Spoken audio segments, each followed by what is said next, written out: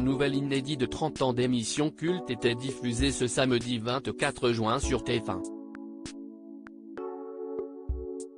Christian Morin s'est souvenu d'une grande supercherie, qui a failli déraper, orchestrée par Patrick Sébastien à l'époque de la roue de la fortune et du Grand Bluff. La nostalgie est au cœur de la soirée spéciale que propose TF1 ce samedi soir. La Une offre en effet à ses téléspectateurs un voyage dans le temps les emmenant dans les archives de 30 ans d'émissions cultes. Pour ce nouveau numéro axé sur les plus grandes surprises vues à l'antenne dans Star à domicile, La Ferme Célébrité, la Star Academy, Secret Story ou même au cours du journal télévisé, les protagonistes au centre de ces séquences étaient invités à les commenter face caméra.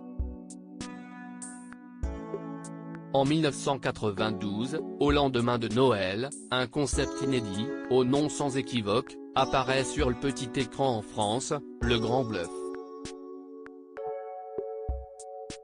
Christian Morin se souvient particulièrement bien du troisième numéro animé par Patrick Sébastien sur la première chaîne.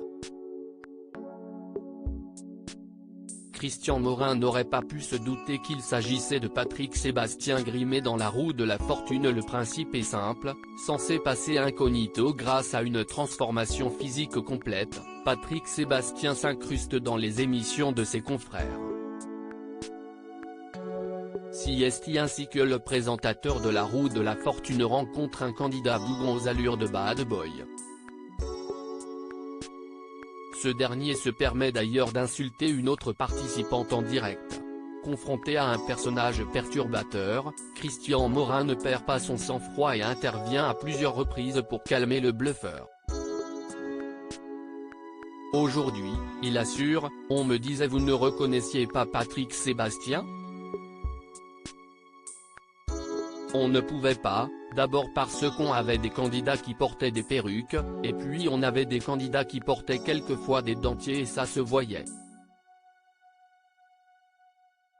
C'était le cas de Patrick Sébastien, précise celui qui s'est retrouvé contraint à s'interposer entre le trublion et la jeune femme, faussement, prise à partie. Une supercherie qui a failli déraper prêt à se foutre en pétard, Christian Morin passe derrière le banc des candidats et tente pour la dernière fois de remettre à sa place l'homme haut en couleur. Je suis un des rares qui avait envisagé de lui foutre mon poing sur la figure, il m'énervait un tout petit peu, avoue le septuagénaire qui, à l'époque, menaçait le faiseur de troubles de le débarquer du plateau. Ce dernier a donc retiré ses lunettes et prothèses dentaires pour lui prouver qu'il est en réalité Patrick Sébastien.